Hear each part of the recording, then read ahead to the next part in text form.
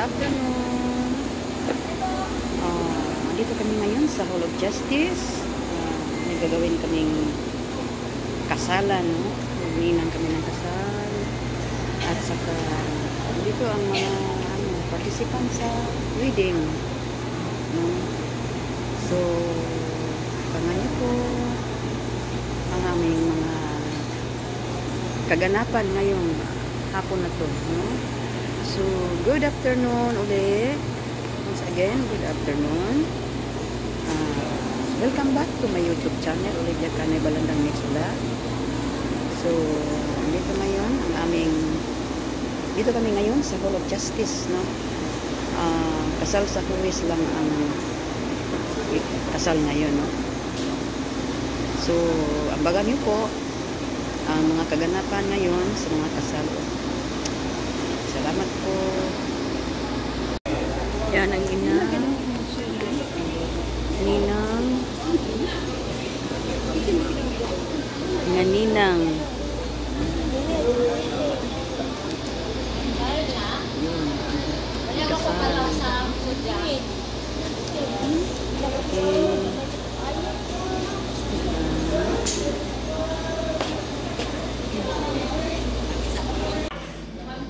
Dito na kami sa loob.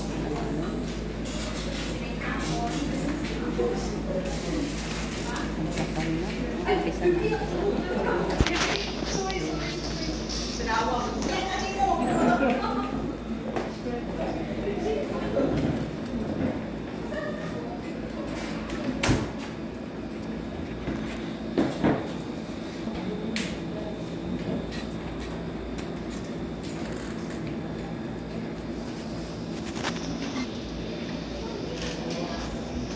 Hall of Justice.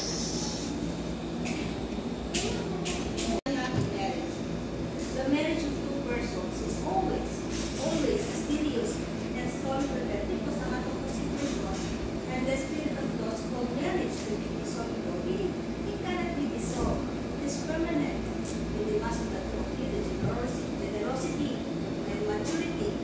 Marriage as a structural contract of a very permanent union between a man and a woman entered into in accordance with the law with respect to their properties. That is valid and example, si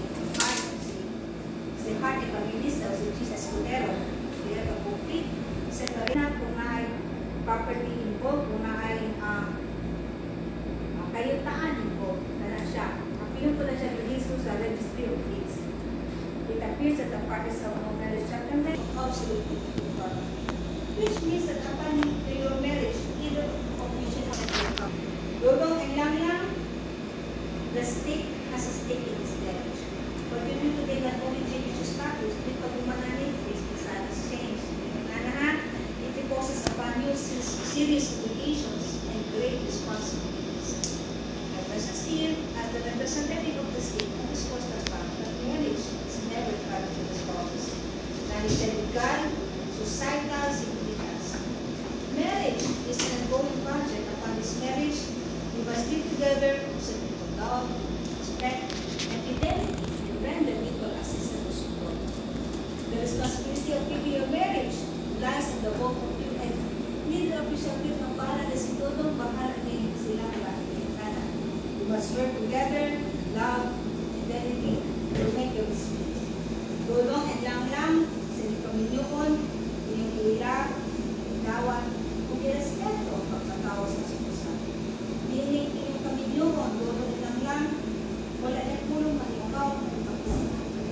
Sulugaw na dawa sa inyong kasal, ang pulong lamang ito mo, kitang luha. Wala ninyo ba na kasal luha? Yes? Okay, without personal vows.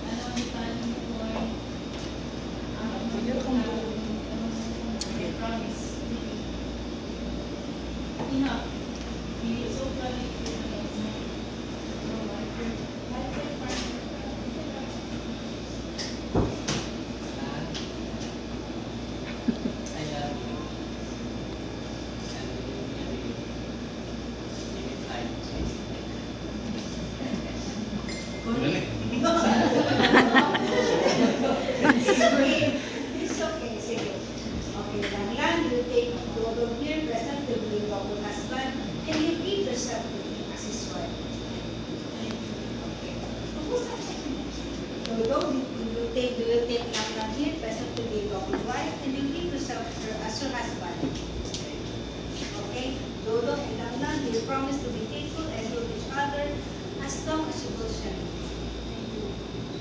Okay, we will now proceed to the giving of the ring for the parties to wear so that they may ever live in mutual love, understanding, and with the favor of each other.